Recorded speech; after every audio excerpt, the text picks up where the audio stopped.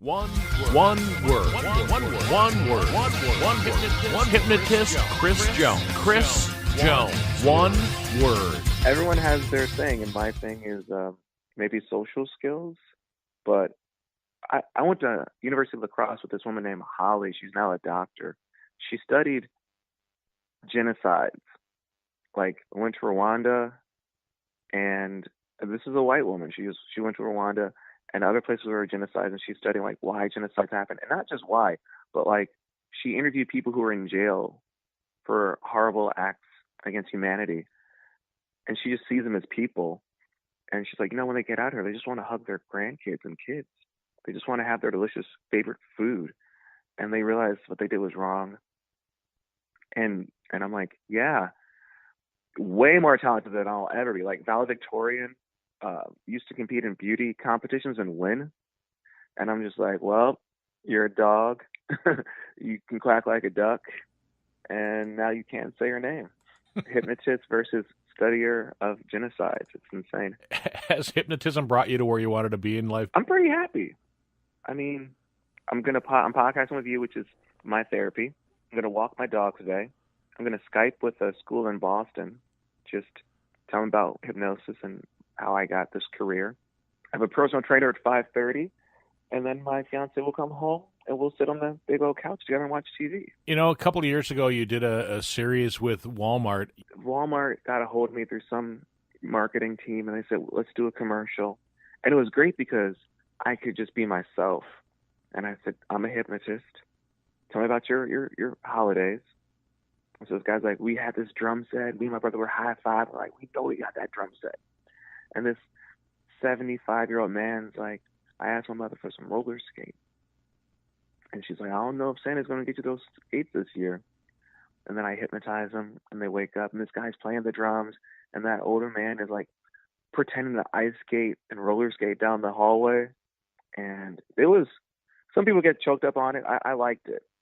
But it was a very fun commercial. It was a 3-minute long commercial, but it was so worth it. I watched it a couple of times. I agree.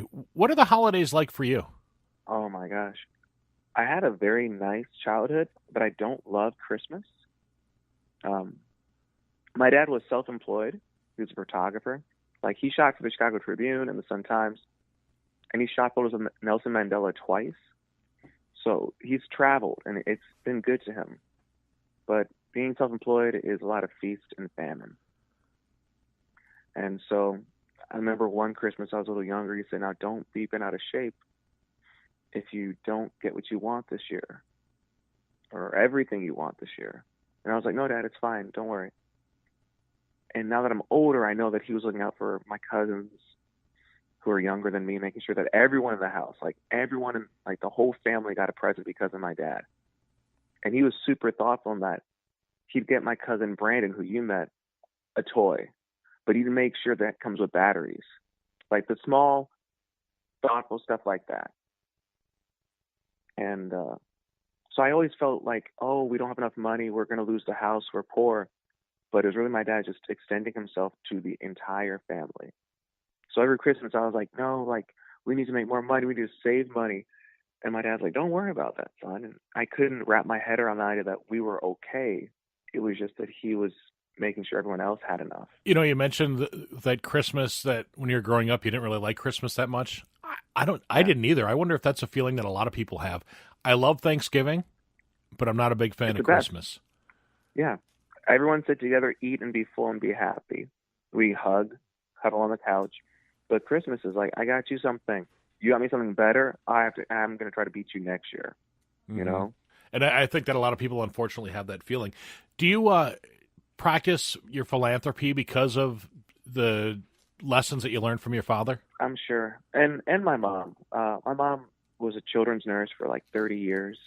My dad, people come up on the street, hey, can I have some change? And he would tell them, no, I will buy you something right now. And whatever we were doing, we'd stop and we'd go to like a street vendor or Burger King, and he would get them food.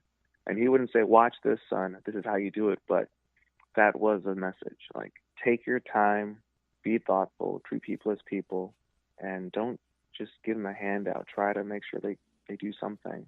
get some nutrition in their bodies. It's amazing the lessons that children learn just by watching, by observing the things that their parents and other people around them do. It's true.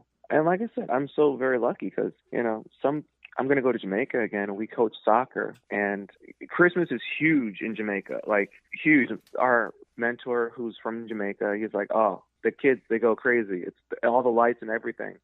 So I'm coaching soccer, and it's a few days before Christmas. I'm like, what are you going to get for Christmas? And they look at me just like, we're going to eat. I'm like, oh, yeah, but like your presents, what's your dad going to get you? And they're like, sir, I don't know my dad. I'm like, oh, my God. Okay, so what's your mom going to get you? She's going to get you a present? Like, you guys go big for Christmas? Like, yeah, we're going to have, like, curry goat or chicken. I'm like, I thought you guys went big. And I was like, okay, well, maybe if there's one working parent in the household, this is going big for them. But puts life into perspective, doesn't it? Oh, my gosh, yeah. Parents in America, like, they go exhausted buying their kid everything they want. And there, it's just like, we're going to eat, baby, and we're going to sing, and we'll dance, and you might see an uncle, and that's enough. Do you want children, Chris? I do. I used to be very selfish, even more selfish than I am now, and not want kids. I like being in control of things. I like sleeping in. I'm a big dog lover, but every time I'm at the airport and I see a little kid, I'm like, please, let's play peekaboo. Please come here. Let us talk the talk of babies. Baby talk. Right. And then I get to teach them some cool things, and we can play with blocks. And does having a fiance bring that feeling to you, or is it just something that as you're getting older, you're thinking, you know what, I'm reaching that point where I should become a father? As I'm getting older. I mean, I've been to some cool places, and when I was first performing, I was like, this is amazing. I'm never going to get tired of this. But after the third time of going to Alaska, no matter how great Alaska is, it just got lonely. I'm looking at a waterfall next to a glacier, and I'm alone. No, it's worse. I'm trying to buy Japanese tourists who don't speak a lot of English, and I'm like, you see this? And they're just like walking by. I'm like, this is beautiful. Konnichiwa. Please, talk to me. Is it hard to have friends being an entertainer? Sometimes people will count on you to do something and you forget, or you get busy, or like I finish a show and I'm so happy the show went well. I'll have a few drinks and I'll forget my obligations, and people will get bent out of shape. I missed a wedding this year because I had to do something with Stacy's family, and I was like, oh, I'll make it to the wedding. I can dip on by. And I didn't call to say I wasn't going to make it, and I didn't give a gift. So then a week later, I'd forgotten about it. She texted me. She said, Chris, like, I'm so upset with you. Like, I really told everyone you were going to be there, and I was so excited to see you. And, like, it was my wedding. You think there's unfair expectations put on you since you're a celebrity? I don't call myself a celebrity. Some people do, because they're like, oh, you were on TV. And I was like, yeah, but Cops, that's a TV show. They're not celebrities. It's just people get arrested for stupid shit. Right. Whatever expectation they have of me is what they have. And I kind of just try to be true to myself, and I listen to my dad a lot. He's like a great gatekeeper. People ask my dad for tons of stuff on my behalf, and he lets like one request slip through like every month. He's like, hey, if you have a chance, visit your cousin in the hospital. Give Aunt Esther a phone call. I mean, she's always asking about you. Just give her a phone call. That'll mean the world to her. So it really doesn't take much. This month we're talking about holidays, so let's kind of circle back around that since you brought up your father again. Did you have a chance when you were a kid, or did you tell your parents that you loved them? All the time. I used to get upset when Mom would say, like, goodbye before bed. I'm like, no, say goodnight.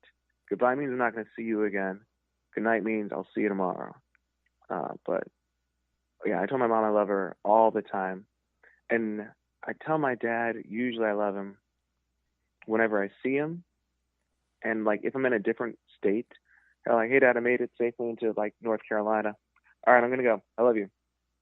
If there's inherent risk of just traveling, there's an I love you. But if I'm in the city, I'm like, all right, talk to you later. Bye. Since it is a holiday season, Chris, what's your holiday message? Oh, my gosh. My message for the holiday. Enjoy the lights. Fiance put up Christmas lights, and she was like, let's put up lights. And I didn't want to. And she's like, let's put up a tree. And I was like, I don't. And she listened to Christmas music all the time. And even if it might like not be your thing, or you might find it annoying, you're always listening to Christmas music, enjoy it, because one day you might not have that person. So enjoy the lights, because when it gets dark, it gets cold and lonely.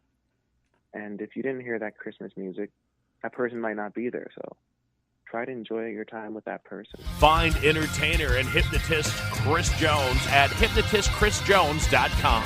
The One Word Chris Jones Podcast, a podcast for higher production.